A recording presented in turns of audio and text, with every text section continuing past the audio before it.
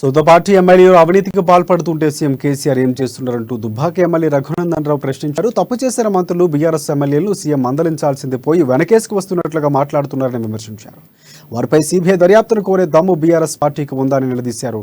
ఈ అంశాన్ని ఏసీబీ సుమోటోగా కేసుగా తీసుకుని కేసీఆర్కు నోటీసులు ఇస్తుందని ప్రశ్నించారు. సీఎం సొంత నియోజకవర్గంలోనూ డబుల్ బెడ్రూమ్ ఇండ్లకు డబ్బులు డిమాండ్ చేస్తున్నారని రఘునందన్ రావు ఆరోపించారు.